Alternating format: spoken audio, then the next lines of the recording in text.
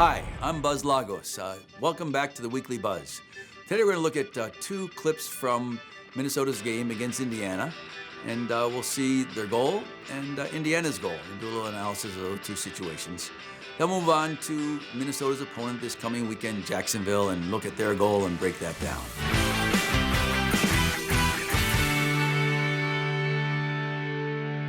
You have the 1-0 lead. You're happy with that.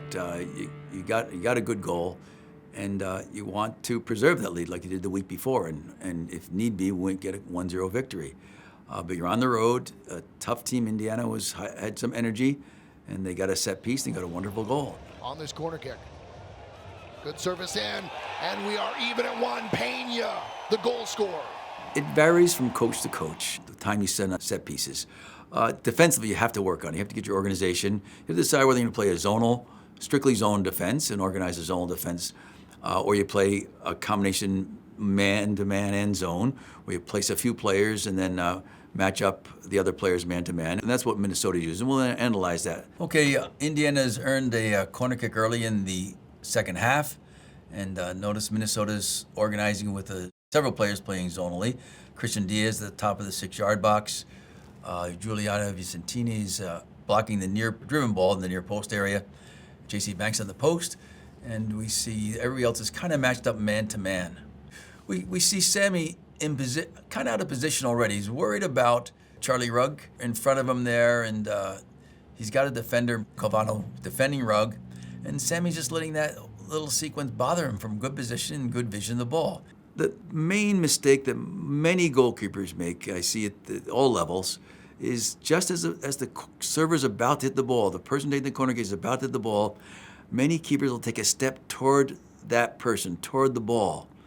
And that just leaves them in a bad position to make a good judgment of the ball when it's actually in the air and being served. Now watch as the ball comes, where Sammy now he runs in front. He takes that step before even seeing the flight of the ball. He's now not in a position really to move to it, get to it. I would say maybe could have gotten to that ball, but even then, if he wasn't going to get to it, if he stays in his goal line, he's a chance to perhaps save it. A much better effort than he was able to give because he wasn't in good position. It was a wonderful header by Pena, so I think it would have been tough for Sam even to stop that one if he was in perfect position on the goal line.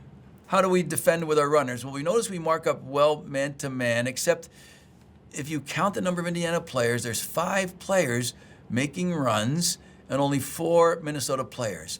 So Wojciech makes an early run out. Campos stays with him. Now a second runner comes, is number 5, Morales, and we see Cristiano Diaz leaving his central zonal spot to go pick up Morales, leaving a big gap behind him for Pena to now attack. I think we have to get Khalif back in the mix. So now we have 5 attacking Indiana players, 5 defending Minnesota players. Get Miguel Ibarra back covering number 4 at the top of the D. Then when Morales makes his run, Cristiano Diaz doesn't have to leave that danger space, that zone where he's guarding. He's guarding right there in front of on the 6-yard box, perfect positioning, but he suddenly vacates that spot.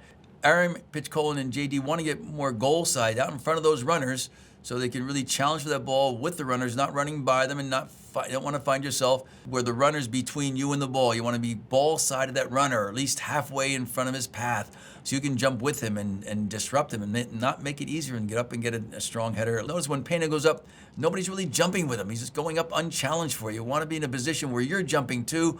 Even if you can't quite get your head on it, you can actually maybe shoulder to shoulder, bump him a little bit so he can't quite get that accurate power that he's trying to get, and that Pena did ultimately get and scored a wonderful goal. This game was a great road win for Minnesota. To get the early goal, the first goal was very important, which they did. And then they found Indiana with their enthusiasm and sellout crowd, urged that team on, and they got the tying goal.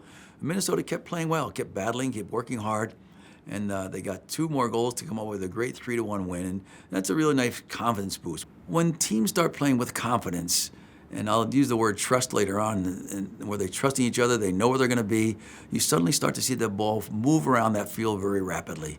Each are anticipating where the player is going to be. The players off the ball are anticipating where the pass is going to come from. They anticipate many times 3 and 4 and 5 passes down the road when it's going to happen. And you just see that collectiveness that starts to occur. But it just takes time sometimes, and you never know when it's going to happen, when it's going to click, when the light's going to flash, and suddenly things are really working really well. And that's starting to happen now for Minnesota. And we saw that in the 2 goals they scored against Indiana. They moved the ball well. They're a great build-up to those goals.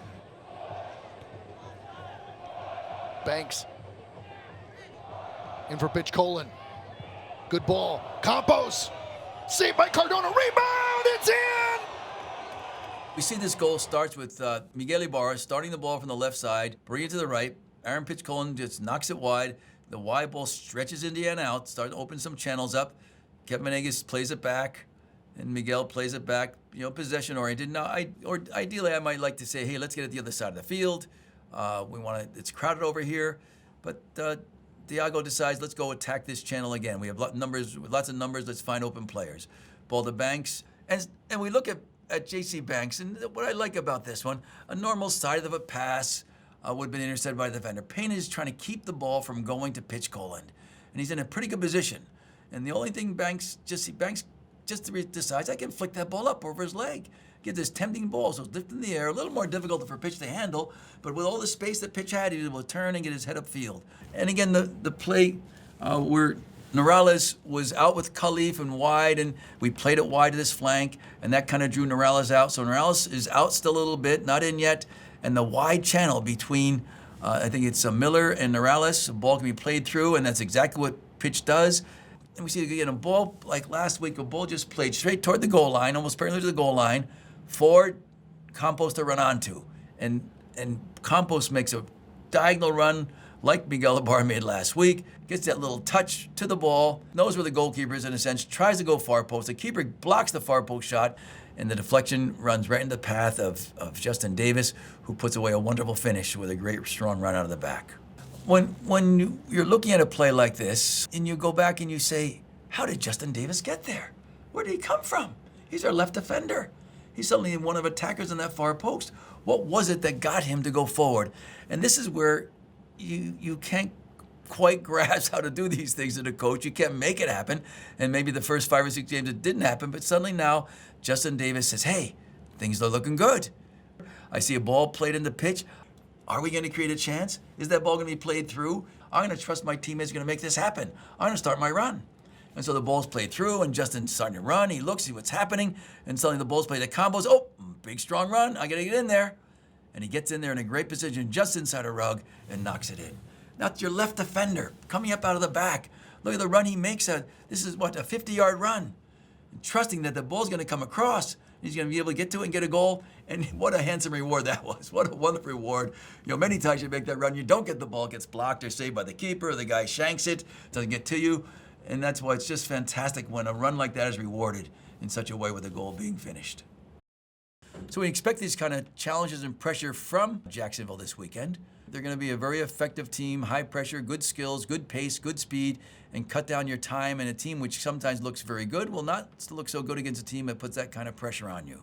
And I think in the clip we're going to see there, the ball was played back to the goalkeeper. Jacksonville decided to just put pressure, and it's a very large group pressure. They had numbers on one side of the field, ready to put pressure on San Antonio right away, and they did that. They got the pressure on, and they won the ball back. Jacksonville in the navy shirts, navy shorts with a white and gold trim. Here's a setup. Million is in and scores! High pressure can pay off, especially if the team decides to try to play straight out of the back, which is what San Antonio did. We'll just go back and look at the clip again, and we see the ball played out by Jacksonville. Not a great pass, easily read by the San Antonio defender, and plays it back to his keeper. Ball comes to keeper. I'd usually like the keeper to get out of that channel. See if he can. The keeper uses his left foot first touch, gets it going the other direction, and hopefully finds players on the left side of the field. The outside defender, when he played the ball back to keeper, has to sprint back and offer his right foot facing upfield. That just gives him extra time to play a ball first time if he has to. He knows his back is, he's facing his own goal. His back is facing where he wants to play the ball. He should be turned, facing upfield, ball on his right foot first touch, and now hopefully give a good quality pass out of the back. But the pressure comes. Keita puts good pressure on him, and the release ball is not very good, picked off by Hoyas.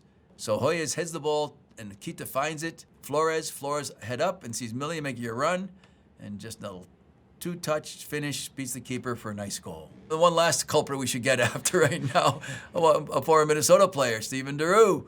Again, I use the phrase, you'll hear me use it quite a bit, sense danger. He's got to see danger. He's got to be sprinting back, getting back goal side of Millian, back even with his central defender and the holding that offside line. to cover the space. So he reacts much too late. So the ball's played, and knows now he reacts, but just too late. Million's got the space and the time, the edge. He also tends to run on the wrong side of him. He runs inside to the goal side and just leaves a whole channel for Million just go and finish. Preventable goal by San Antonio. I think if they look at that again, they'll make some adjustments. And Minnesota will have to make their adjustments this weekend to handle a good team like Jacksonville. Minnesota came off a wonderful 3-1 win in Indianapolis, and now they're at home against Jacksonville. And Jacksonville is one of those expansive franchises that seem to have gotten it right. They've got some quick players, athletic players. They're playing very well. They're going to be a good team. But Minnesota is now on a roll too. They're playing some of their best soccer right now. And with a good week of practice this week, they'll carry it into this game. I think we're going to see more good goal-scoring chances. And I think we're going to see more good goals too. And I think it's going to be a good matchup between two talented teams, and I'm looking forward to seeing this game.